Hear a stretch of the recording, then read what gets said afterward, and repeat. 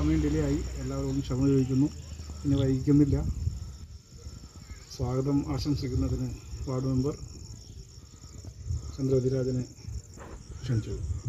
ആയിട്ടുള്ള നിതിൻ രാജ് നമ്മുടെ ജനസഭ ഉദ്ഘാടനം ചെയ്യാനായിട്ട് എത്തിച്ചേർന്നിട്ടുള്ളത് നമ്മുടെ ജില്ലാ കമ്മിറ്റി അംഗവും മഹിളാ അസോസിയേഷൻ്റെ നേതാവ് കൂടിയായിട്ടുള്ള തുളസി ടീച്ചറാണ്. അതുപോലെ തന്നെ ലെനി, നമ്മുടെ KSQDൻ്റെ നേതാവായിട്ടുള്ള KN സന്തോഷ്, അനീഷ് രാജൻ, അതുപോലെ സാജു PV പ്രതികൊണ്ടെന്ന് തോന്നുന്നു. പ്രിയമുള്ളവരെ, നമ്മുടെ പരിപാടി തുടങ്ങാനായിട്ട് ഏതാണ്ട് ഒരു 1.25 മണിക്കൂർ വൈകി. ടീച്ചർ 6 ആയപ്പോൾ തന്നെ ഇവിടെ വന്നതാണ്. അപ്പോൾ നമുക്ക് കുറച്ച് കാര്യങ്ങൾ ചെയ്യാനുള്ളത് കൊണ്ടാണ് വൈകിയത്. എല്ലാവരോടും തന്നെ അതിന് ക്ഷമ ചോദിക്കുകയാണ്. നമുക്ക് ഈ ജനസഭ നമ്മളിവിടെ കൂടുന്നത് നമുക്കറിയാം. നമ്മുടെ ഇലക്ഷൻ ഏതാണ്ട് അടുത്തടുത്ത് ഒരു ശ്രമം നമ്മുടെ ഈ ഇലക്ഷനോടനുബന്ധിച്ച് തന്നെ നമുക്കുണ്ടാകണം. നമ്മളിവിടെ ചെയ്തിട്ടുള്ള കാര്യങ്ങളെല്ലാം തന്നെ ഇപ്പോൾ 14-ാം വാർഡായിരുന്നത് ഇപ്പോൾ നമുക്ക് 17-ാം വാർഡായി.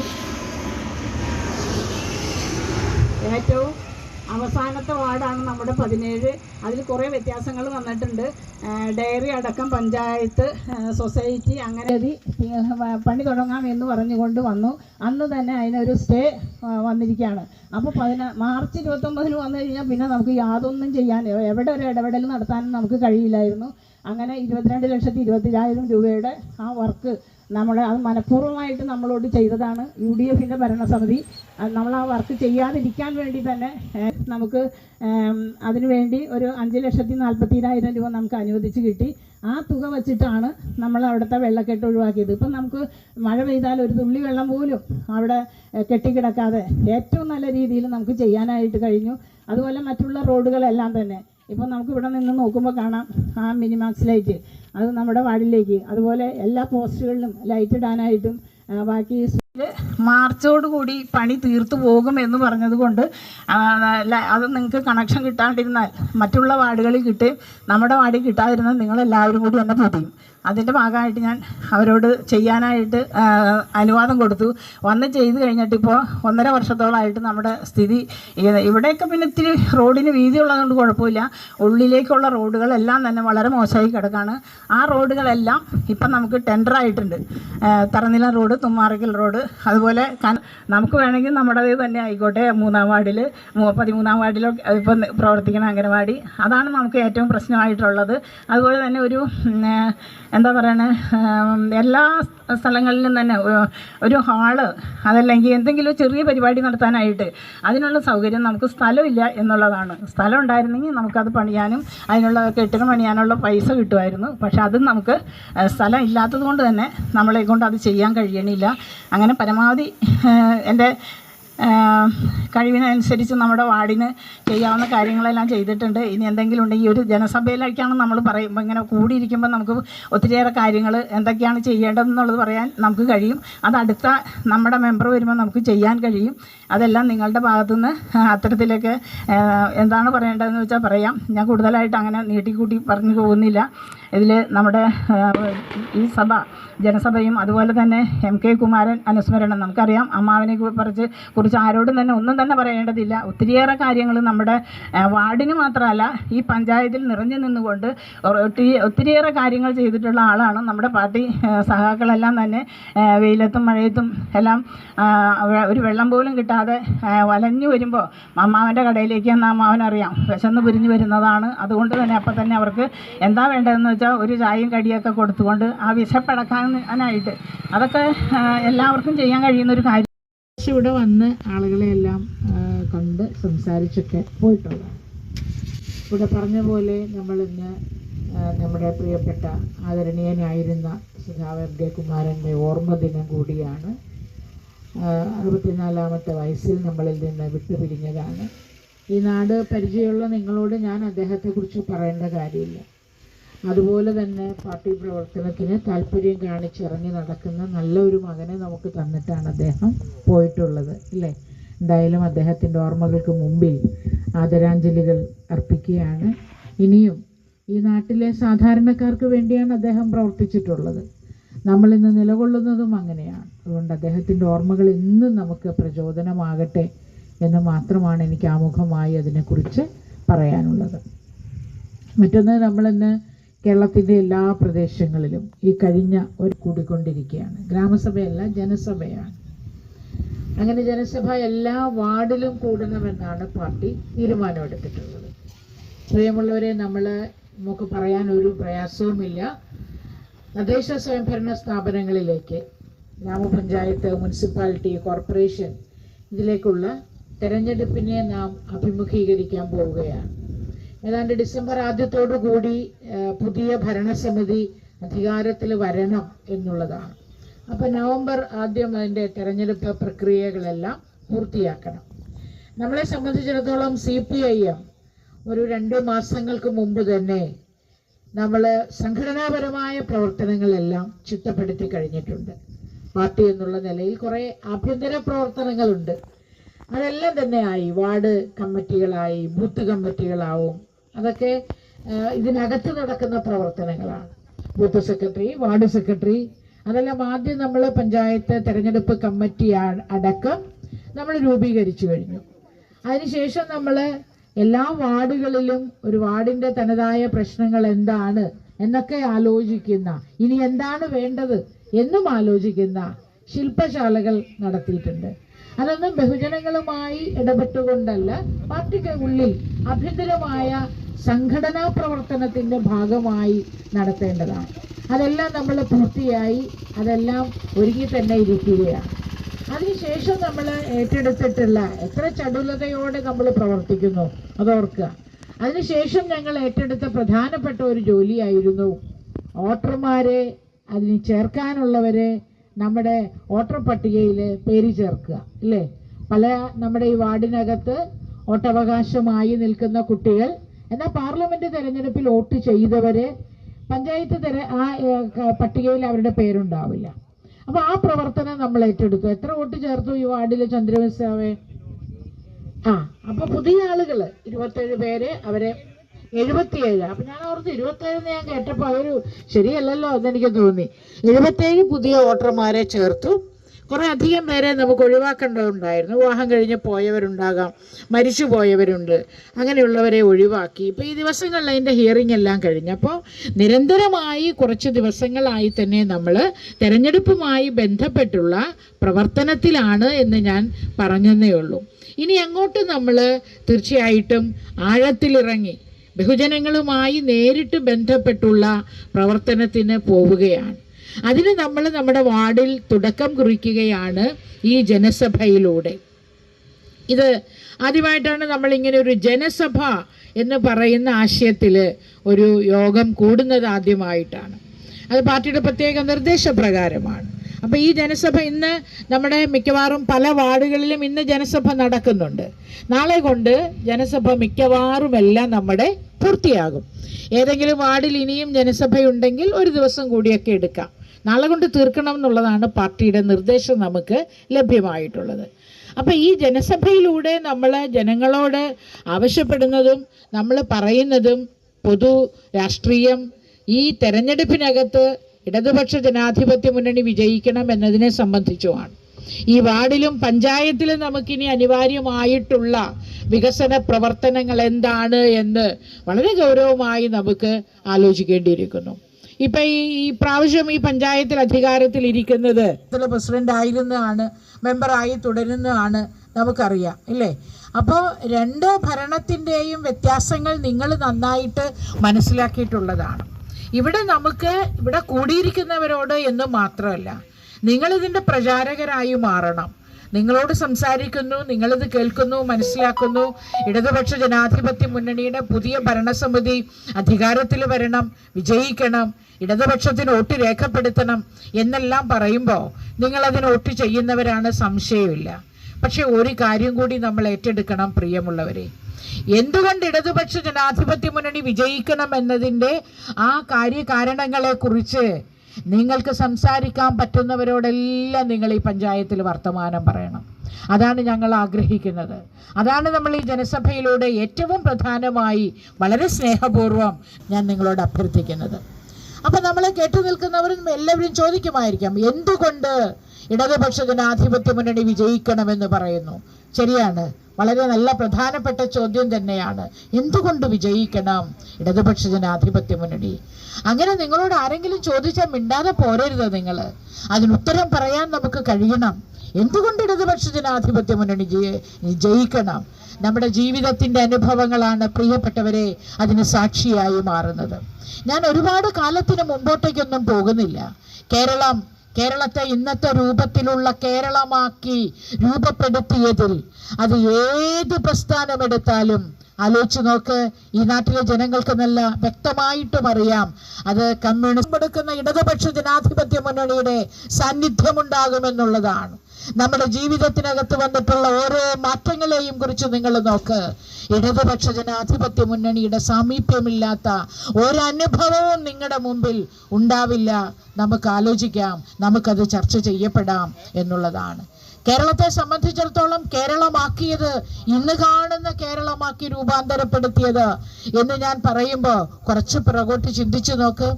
ഇവിടെ ഇരിക്കുന്ന ഏകദേശം പ്രായമായവർക്ക് അല്ലെ മധ്യവയസ്കരായവർക്ക് പോലും അറിയാം കേരളത്തിൻ്റെ ഒരു സാമാന്യ ചിത്രം എന്തായിരുന്നു. വലിയ വിശദീകരണത്തിലേക്കൊന്നും പോകുന്നില്ല. ജാതിയും മതവും, ജാതി അത് കട്ട പിടിച്ചു കിടന്നിരുന്ന ഒരു സമൂഹമായിരുന്നു അല്ലേ? ഓരോ ജാതിക്കുള്ളിലും നിൽക്കുന്നവർ അവർക്ക് വിധി കൽപ്പിച്ചിട്ടുള്ള തൊഴിലെന്താണോ അത് ചെയ്ത് ആ ജാതിയുടെയും ആ വിശ്വാസങ്ങളുടെയും അന്ധവിശ്വാസങ്ങളുടെയും അനാചാരങ്ങളുടെയും എല്ലാം കൽത്തുറുങ്കിൽ തന്നെ കിടന്നിരുന്നവരാണ് കേരളീയ ജനത. അതുകൊണ്ട് തന്നെയാണ് പണ്ട് നമുക്കറിയാവുന്ന കാര്യങ്ങളെ ഞാൻ പറയുന്നുള്ളൂ. ഒരു മുസ്ലിം പെൺകുട്ടി കയറി റീൽസ് പിടിച്ചു. അതാണ് ഒരു മുസ്ലിം പെൺകുട്ടി അത് റീൽസ് പിടിക്കാൻ കയറി. അവക്കറിയാമായിരുന്നിട്ടോ അറിയാൻ വയ്യാഞ്ഞിട്ടോ കാല് കഴുകി, ആ അമ്പലക്കുളത്തിൽ കാല് കഴുകിയത് കൊണ്ട് അത് അശുദ്ധമായി. മുസ്ലിമാണ്, അതുകൊണ്ട് അശുദ്ധമായി എന്നുള്ളതാണ് സങ്കല്പം. നാം സങ്കല്പത്തെ ഒന്നും വെല്ലുവിളിക്കുന്നില്ല. അവിടുത്തെ ആചാരം അതായിരിക്കാം. ആയിക്കൊള്ളട്ടെ. അവരിപ്പോൾ ശുദ്ധീകരിക്കാൻ തീരുമാനിച്ചിരിക്കുകയാണ്. ദർശനം ഏതോ 1-2 ദിവസത്തേക്ക് ദർശനം നിർത്തിവെച്ചിരിക്കുകയാണ്. 18 പൂജകൾ, എന്തോ വലിയ പൂജകളൊക്കെയാണ് അവിടെ ഈ ഒരു കുട്ടി കാലി കഴുകി എന്നുള്ളത് കൊണ്ട്. അത് അവരുടെ ആചാരത്തിന്റെ ഭാഗമാണ്. പക്ഷേ അതിപ്പോഴത്തെ സംഭവം. പക്ഷേ എന്തായിരുന്നു അവിടെ? വലിയ മേലാളന്മാർക്ക് മാത്രമേ അവിടെ പണ്ട് കയറാമായിരുന്നുള്ളൂ ഇല്ലേ? നമുക്കറിയാവുന്ന കാര്യങ്ങളാണത്. പക്ഷേ അവിടെ ആ ഗുരുവായൂർ അമ്പലത്തിനകത്ത് ഏത് പിന്നോക്കക്കാരനാണെങ്കിലും ശരി ദൈവത്തിന്റെ മുമ്പിലേക്കല്ലേ പോകണം. ദൈവമെന്ന സങ്കല്പമാണല്ലോ. ഞങ്ങൾക്ക് എല്ലാവർക്കും പോകാനുള്ള അനുവാദം ഉണ്ടാകണം. ഈ മലയാളി ഇനി പോട്ടെ, ഹിന്ദു എന്ന് പറഞ്ഞോ, ഏത് ഹിന്ദുവിനും കയറാൻ. ആരാണ് അവിടെ അതിനാവശ്യമായ ഒരു സമരത്തിന് നേതൃത്വം കൊടുത്തത്? ആരും പറഞ്ഞു വരണ്ട. സഖാവ് പി കൃഷ്ണപിള്ളയെ പോലെയുള്ളവർ, ആ ഒപ്പം സഞ്ചരിച്ചിരുന്ന കമ്മ്യൂണിസ്റ്റുകാർ, അവരാണ്. ഞാൻ ഇപ്പോഴും എവിടെയോ വായിച്ചു തുറക്കുന്നു. പി കൃഷ്ണപിള്ള, സഖാവ് കൃഷ്ണപിള്ള കയറി ഗുരുവായൂർ അമ്പലത്തിന്റെ മണിയടിച്ചപ്പോ അവിടെ ഉണ്ടായിരുന്ന വലിയ നായന്മാര് ഈ സഖാവ് കൃഷ്ണപിള്ളയുടെ പുറത്തിടിച്ചു. നിനക്കെന്ത് കാര്യം ഇത് ചെയ്യാൻ എന്ന് പറഞ്ഞ്. അപ്പൊ സഖാവ് പി കൃഷ്ണപിള്ള പറഞ്ഞ മറുപടി എന്താ? നല്ല നായന്മാര് പണിയടിക്കും, നനഞ്ഞ നായന്മാര് പുറത്തടിക്കും എന്നാണ് പറഞ്ഞത്. എന്തായാലും വലിയൊരു സമരത്തിലൂടെയാണ് ഇന്ന് ഗുരുവായൂർ അമ്പലത്തിലേക്ക് ഈ മലയാളിയായി എന്നല്ല ഏത് ആളുകൾക്കും പ്രവേശനമുണ്ട് അവിടെ എന്നുള്ളതിന് ഒരു സംശയവും ഇല്ല. പക്ഷേ ചിലർക്ക് ഇപ്പോഴും അവിടെ കയറാൻ അസാധ്യമാണ്. അതുകൊണ്ടാണ് ഗുരുവായൂർ അമ്പല നടയിൽ ഒരു ദിവസം ഞാൻ പോകും എന്ന് ഇപ്പോഴും യേശുദാസ് പാടിക്കൊണ്ടിരിക്കുന്നത് അല്ലേ? അതുകൊണ്ടാണ്. പക്ഷെ അത് സംഭവിച്ചു. വഴി നടക്കാൻ നമുക്ക് സ്വാതന്ത്ര്യമുണ്ടായിരുന്നില്ല പിന്നോക്കക്കാർക്ക്, അല്ലെങ്കിൽ ഏറ്റവും പിന്നോക്കം നിൽക്കുന്ന ജനവിഭാഗങ്ങൾക്ക്. അതിന് നമ്മളൊരു കഥ, ഒരു നടന്ന കാര്യം പറഞ്ഞു കേട്ടിട്ടുണ്ട് എന്നുള്ളതാണ്. വൈക്കം അമ്പലത്തിന്റെ മുമ്പിൽ കൂടി മുതലാളിയായ വ്യക്തി, അത് നായരല്ലെങ്കിൽ വണ്ടിക്കകത്ത് നിന്ന് ഇറങ്ങി ദൂരെ നടന്നു പോകണം. ഡ്രൈവർ നായരാണെങ്കിൽ അമ്പലത്തിന്റെ പാതയിലൂടെ വണ്ടി ഓടിച്ചു പോകാം. അങ്ങനെയായിരുന്നു. അപ്പൊ വഴി നടക്കാൻ സ്വാതന്ത്ര്യമില്ല, അമ്പലത്തിൽ പോകാൻ സ്വാതന്ത്ര്യമില്ല. പ്രിയപ്പെട്ടവരെ, ഞാൻ ഓർമ്മപ്പെടുത്തുകയാണ്. ഇത് ഓർമ്മപ്പെടുത്തേണ്ട ഒരു കാലഘട്ടം തന്നെയാണ് എന്നുള്ളതാണ്. ആരാണതിന് ഈ നാടിനെ ആ ഒരു ചിന്തകളിൽ നിന്ന് മാറ്റി, ആ ഒരു ചിന്തകളിൽ നിന്ന് സ്വർണ്ണപ്പണിക്കാരൻ്റെ മക്കള് അന്ന് സ്വർണ്ണപ്പണിക്കാർ ഇപ്പം ഈ ഓടിച്ചുകൊണ്ട് പോയ നിങ്ങൾ ദിവസം ഒരു 100 പ്ലെയിൻ കാണുന്നു. അതിനകത്ത് ഒരു സ്വർണ്ണപ്പണിക്കാരൻ്റെ മകനായിരിക്കാം ചിലപ്പോൾ പൈലറ്റ്, ഒരാശാരിയുടെ മകനായിരിക്കാം ചിലപ്പോൾ പൈലറ്റ്. അതൊക്കെ മാറി, കേരളത്തിൽ നിന്ന് അതെല്ലാം മാറി, അതെല്ലാം മാറ്റി ഒരു നല്ല രീതിയിലേക്കുള്ള ചിന്തയിലേക്ക് കൊണ്ടുപോകാൻ പ്രിയപ്പെട്ടവരെ കമ്മ്യൂണിസ്റ്റ് പ്രസ്ഥാനം വഹിച്ച പങ്ക് ചെറുതല്ല എന്ന് ഞാൻ ചുരുക്കം വാക്കുകളിൽ ഓർമ്മപ്പെടുത്തുക മാത്രമായിരുന്നു. നമ്മുടെ MK കുമാരൻ സ്രാവൊക്കെ ചെറുതായിരുന്നു, അല്ലെങ്കിൽ അവരുടെയൊക്കെ ജീവിത കാലഘട്ടം ഇവിടെ എന്തായിരുന്നു? ജന്മി തമ്പുരാക്കന്മാർ നോക്കത്താ ദൂരത്ത് കിടക്കുന്ന ആ ഭൂമി ുണ്ടാകും.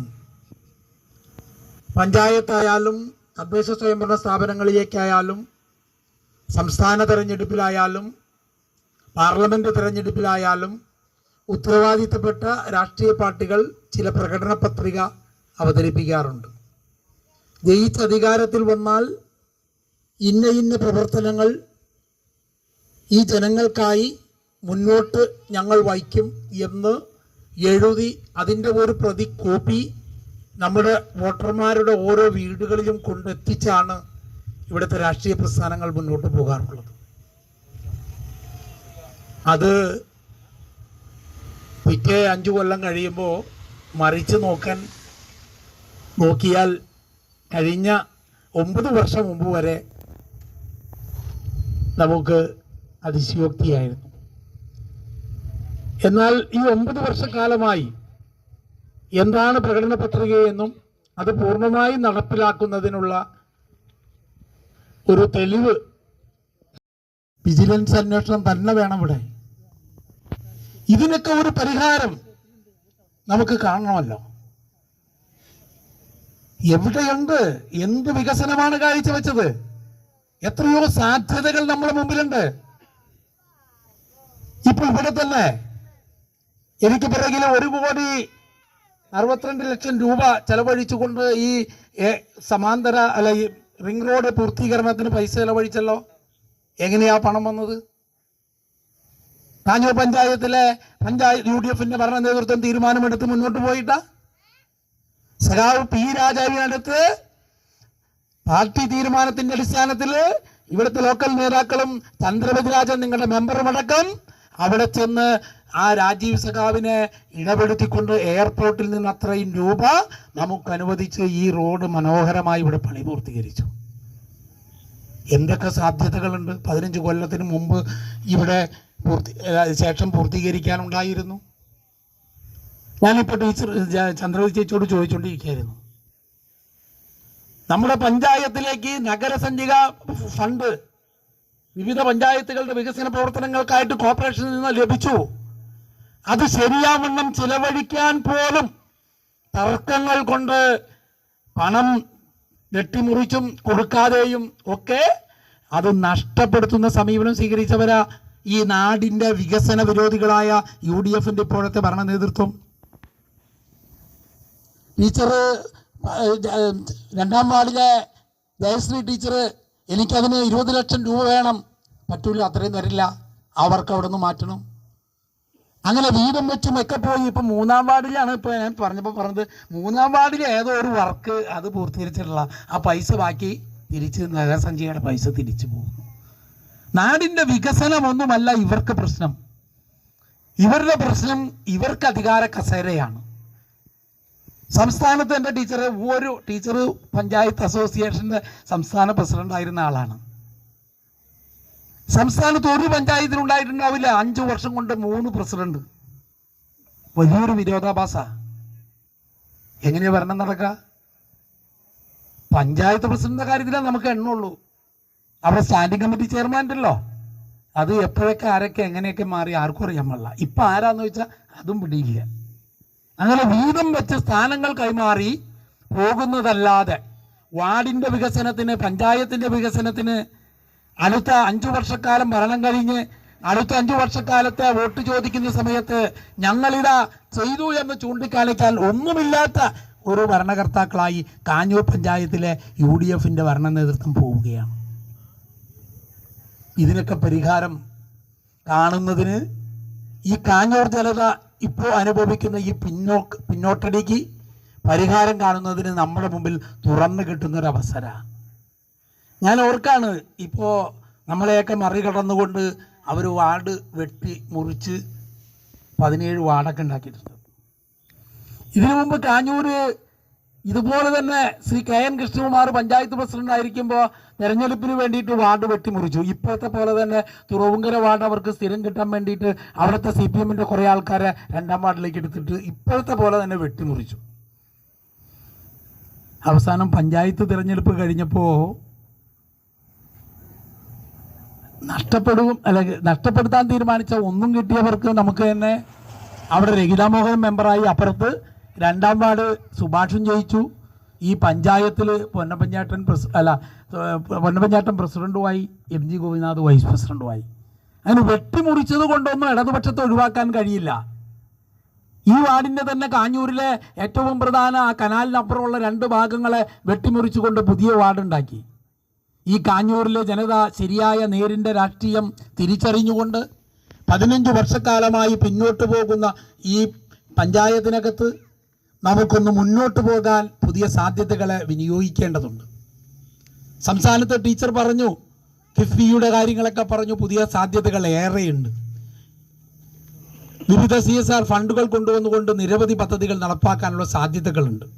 എന്നിന് പറയുന്നു 2ാം വാർഡിലെ പ്രിയപ്പെട്ട ജയശ്രീ ടീച്ചർ അവിടെ ഇടതുപക്ഷത്തിൻ്റെ ഭാഗമായി തീരുമാനമെടുത്ത് കൊണ്ട് എയർപോർട്ടിൽ ചെന്ന് പണം ചോദിച്ചുകൊണ്ട് ആ AP പാർക്കിൽ പാലത്തിനോട് ചേർന്ന് ഒരു 6-7 സെൻറ്റ് സ്ഥലമുണ്ട്. അവിടുത്തെ വയോജനങ്ങൾക്ക് വിശ്രമത്തിനും കുഞ്ഞുങ്ങൾക്കുള്ള വിനോദത്തിനും പാർക്കടക്കം നിർമ്മിക്കുന്നതിന് വേണ്ടിയിട്ട് ആ സ്ഥലത്തിൻ്റെ രേഖകൾ താലൂക്ക് സർവേ നടത്തിക്കൊണ്ട് രേഖയാക്കി സിയാലിന് സമർപ്പിച്ചു. അവർ അത് പണിയാനായിട്ട് പണം തരാൻ തയ്യാറാണെന്ന് പറഞ്ഞു.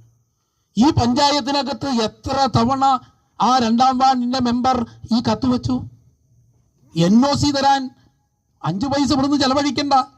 നാടിൻ്റെ വികസനത്തിൻ്റെ സാധ്യതകളെ മുന്നിൽ കണ്ടുകൊണ്ട് സഖാവ് P രാജീവും അതുപോലെ തന്നെ CPM-ന്റെ ജില്ലാ സെക്രട്ടറിയും ഒക്കെ ഇടപെട്ടുകൊണ്ട് അവിടെ മനോഹരമായിട്ടുള്ള ബഹുനില കെട്ടിടം വൃദ്ധജനങ്ങൾക്ക് പകൽ വീട് അല്ലെങ്കിൽ വൃദ്ധസദനം എന്ന വിശ്രമ കേന്ദ്രം എന്ന നിലയ്ക്കും കുഞ്ഞുങ്ങൾക്ക് പാർക്ക് എന്ന നിലയ്ക്കും പണിയാൻ തയ്യാറായി മുന്നോട്ട് വന്നപ്പോൾ അതിന് NOC കൊടുക്കാൻ തയ്യാറാകാത്ത ഒരു വിഭാഗമായി വരുവാനാണ്. വികസന വിരോധികൾ എന്ന് വെറുതെ പറയുന്നതല്ല. ഇപ്പോൾ ഈ കമ്മിറ്റിയിലും വെച്ചിട്ടുണ്ടല്ലേ, ഇപ്പോൾ ഈ കമ്മിറ്റിയിലും വെച്ചിട്ടുണ്ടെങ്കിൽ 29-ാം തീയതി ആ കമ്മിറ്റി മാറ്റിവെച്ചേക്കാണെന്ന് പറഞ്ഞ് തുടർച്ചയായി വയ്ക്കുന്ന കത്തിന് NOC തരാൻ ഞങ്ങൾ തയ്യാറല്ല. അത് ഇടതുപക്ഷത്തിൻ്റെ വാർഡാണ്, അവിടെ അത് പണിയാൻ ഞങ്ങൾ തയ്യാറല്ല. ഞാനൊക്കെ പഞ്ചായത്ത് മെമ്പറായി 8ാം വാർഡിൽ സന്തോഷൻ്റെയൊക്കെ നേതൃത്വത്തിൽ ഭരിക്കുമ്പോൾ കാഞ്ഞൂർ പഞ്ചായത്ത് UDF ഭരിക്കണേ. ജയശ്രീ അന്നത്തെ പഞ്ചായത്ത് പ്രസിഡന്റ് മിനി വർഗീസ. പക്ഷെ തൊട്ടപ്പുറത്ത് 9ാം വാർഡിലെ ആ സ്കൂള്, അവിടെ ഗ്രേസി ദയാനന്ദനായിരുന്നു പഞ്ചായത്ത് മെമ്പർ. നമ്മൾ തിരുവനന്തപുരത്ത് കിടക്കുന്ന CP നാരായണൻ സാറിൻ്റെ പൈസ കൊണ്ടുവന്ന ആ സ്കൂളിലെ ആ ഹാള് പണി പൂർത്തീകരിച്ചു. പിന്നീട് 2 നില കെട്ടിടം സ്കൂൾ പണിത്. നമ്മുടെ നിലപാട് എന്താണെന്ന് മനസ്സിലായോ? ആ വാർഡ് ആരാണെന്നുള്ളതല്ല, വികസനത്തിന് സാധ്യതകളെ കണ്ടെത്തിക്കൊണ്ട് ഏതൊക്കെ സാധ്യതകളിൽ നിന്ന് ഫണ്ട് വരുത്തിക്കൊണ്ട് നമ്മുടെ നാടിൻ്റെ വികസന പ്രവർത്തനങ്ങൾക്ക് ഏതൊക്കെ സാധ്യതകളുണ്ടോ ആ സാധ്യതകളൊക്കെ നാടിന് വേണ്ടിയിട്ട് സമർപ്പിക്കാൻ വേണ്ടിയിട്ടാണ് പഞ്ചായത്ത്. സഖാവ് ചന്ദ്രവതി രാജനും 2 ബാങ്ക് സെക്രട്ടറിമാരായിട്ടുള്ള നമ്മുടെ സാജു PVയും നിതിൻ രാജും അതുപോലെ തന്നെ ബോർഡ് ഡയറക്ടർ സിജുവും ഒക്കെ ചേർന്നുകൊണ്ട് അതിമനോഹരമായി, നമ്മുടെ ലെനിച്ചേട്ടനും എല്ലാം ചേർന്നുകൊണ്ട് അതിമനോഹരമായി ജനസഭ ഇവിടെ പ്ലാൻ ചെയ്തു, സംഘടിപ്പിച്ചു. ആ പരിപാടിയിൽ ഇവിടെ ഇന്ന് ആദരിക്കുന്ന മുഴുവൻ ആളുകളെയും, വിവിധ മേഖലയിലെ മുഴുവൻ ആളുകളെയും പൊതുപ്രസ്ഥാനത്തിന് വേണ്ടിയിട്ട് അഭിനന്ദനങ്ങൾ അറിയിച്ചുകൊണ്ട് ഞാൻ എൻ്റെ വാക്കുകൾ ചുരുക്കുന്നു. അഭിവാദനങ്ങൾ. പ്രദേശത്ത് പ്രസ്ഥാനത്തിനും അതേപോലെ പ്രസിദ്ധ രാഷ്ട്രീയ മേഖലയിലും